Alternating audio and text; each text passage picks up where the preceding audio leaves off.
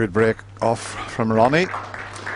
And Lynn, an absolutely delightful lady. She's been here for many, many years and didn't realise she was that talented. That was a terrific painting of Ronnie there. They're worth more as a pair if you win 2 of them. Right. Are you going to do a sitting for Lynn, Steve? Too many lines.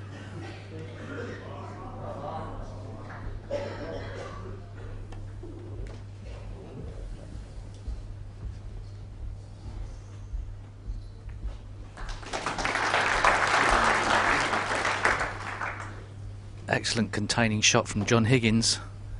But does this go past the blue? And if it does, then where's the colour? Pink. Deciding against it.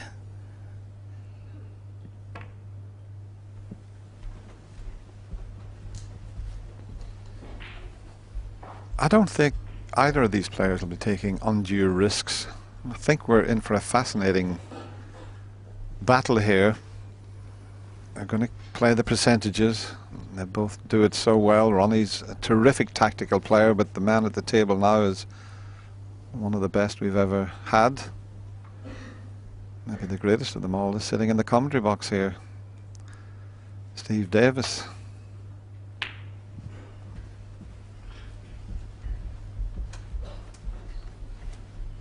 Overrated, all that tactical stuff. Yeah. There's a couple of great tacticians in the studio, and I think these days the majority of players are very sound tactically. But one thing's for certain, you don't want to take too many risks if you're playing John Higgins or playing Ronnie O'Sullivan, because should they get the upper hand, they can reel off many frames on the trot. So a great deal of respect out there.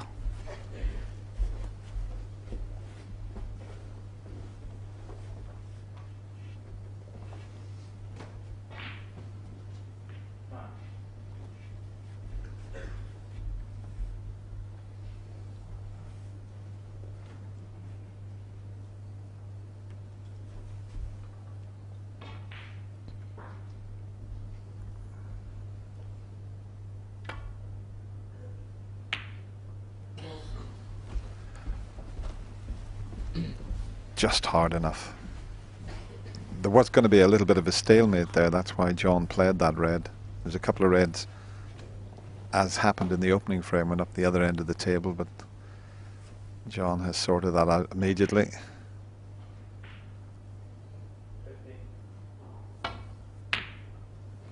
What a pot! What a fabulous long pot.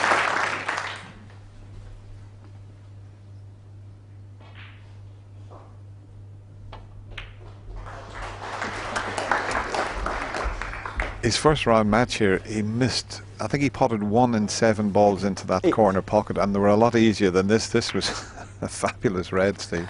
Yeah, well, he was more or less forced to play it, and he played it with an element of shot to nothing about it, but he must have been delighted to have watched that cue ball arrive on the red and realise he'd hit it perfectly.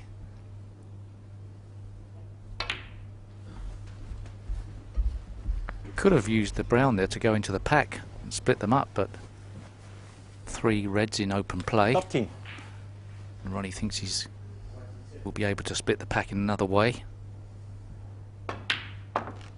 14.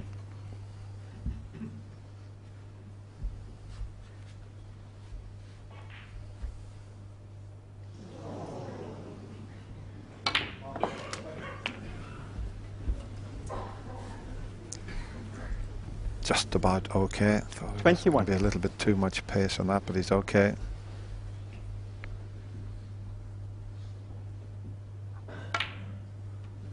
$22. Still not quite got the angle to go into the reds here. Just off straight though, so he should be able to force the cue ball towards that loose red.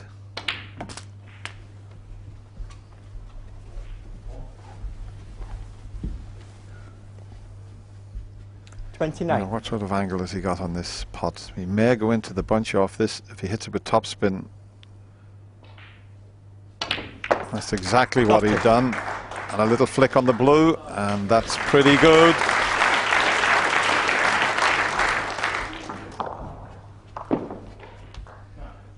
It's just fascinating watching Ronnie O'Sullivan break build, as indeed it is with John Higgins.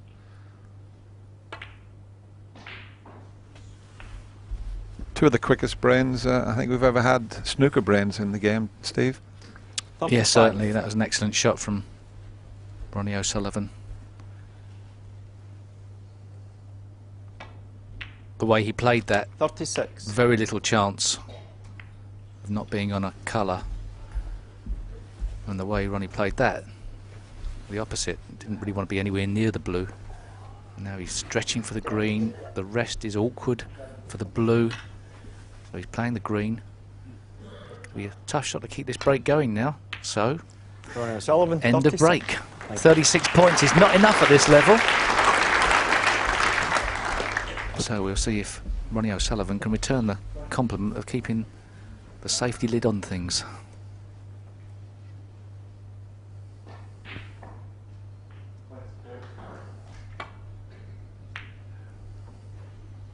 Yes, that was an interesting choice of shot from Ronnie, because we all thought he was going to go down and try and pot the green and come round for a red, but he's not taking risks.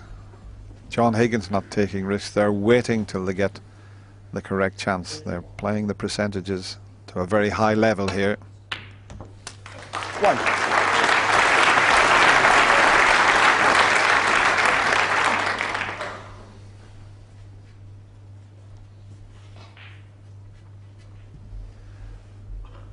Just off straight.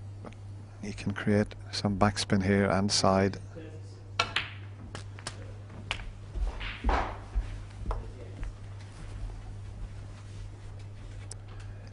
Eight.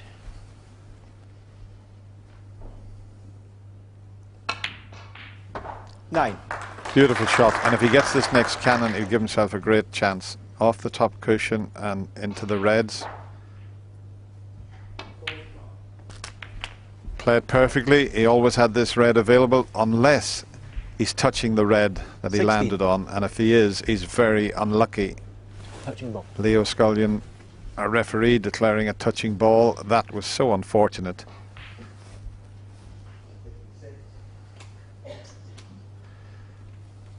Couldn't have played this any better. Watch the cannon. To stick on that red is so unlucky.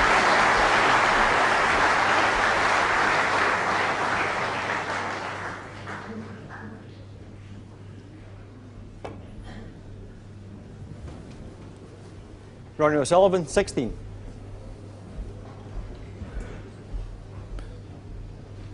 The green is a certain amount of insurance for Ronnie O'Sullivan, where it's placed at the moment. John Higgins immediately spotting a plant, shot to nothing as well.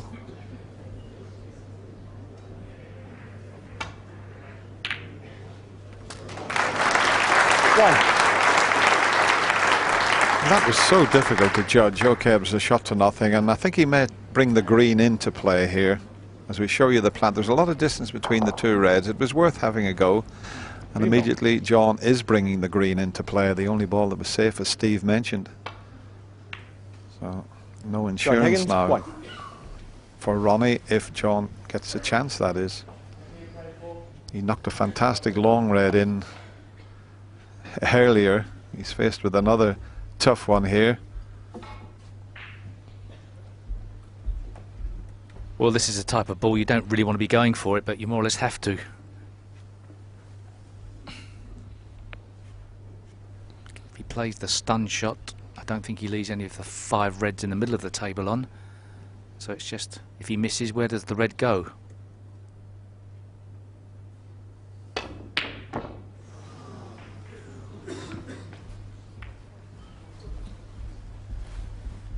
Well, it goes reasonably safe, Steve. It might go up past the pink, and the fact that John is 51 points behind, he might take it on. Got pretty close to this. Or is there one that goes in the middle pocket? Ooh, that looks tight. I think the red passes the pink, but he spotted something available to the middle pocket. That's the one he's looking at. Not easy. That's a great shot. I'm just wondering, Steve, if John thought the blue was on its spot there, because he's played this beautifully, but of course the blue's off its spot, so he's got to go all the way around the table.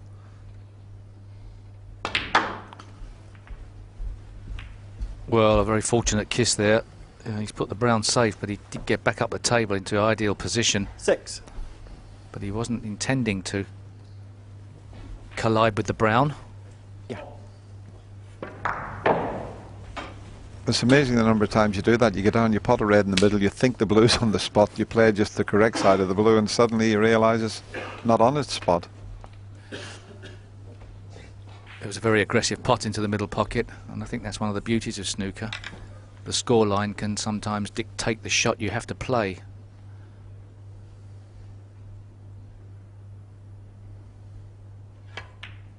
That's the main difference between pool and snooker, and why I think probably long term snooker is the TV game of choice. Both very skillful games. Yeah, there's much more going on in snooker. There's a lot of tactics to be played. It's just not all about knocking balls in. That's a bad mistake from John there. So the bit of good fortune when he clipped the brown and come up into the reds, he's let that slip now with a very poor positional shot. Oh, look at the white. It kicked and jumped. That's why he's not on a red.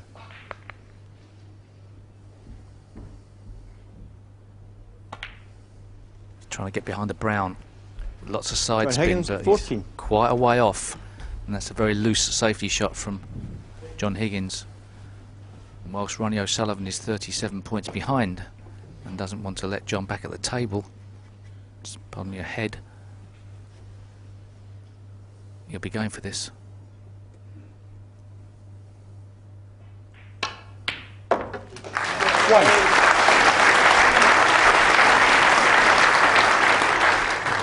Good pot, good clean pot right in the middle of the pocket, but looking at the angle he may have to play a cannon here just to stop the white.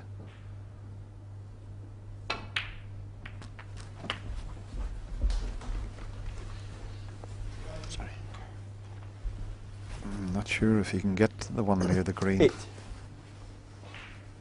Maybe just.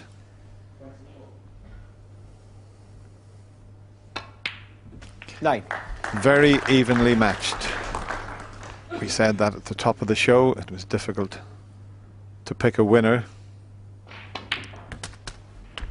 Ronnie never potted a ball for the two opening frames. He never got a chance to. 16. 17. No really big breaks, either player. 69 from Ronnie, 66 from John. But there's precious little being missed and very few mistakes being made. 23. 24. It's building up nicely, this one, Steve. Yes, and it's been John Higgins who's had the advantage, and the first 27. crack at opening up a lead.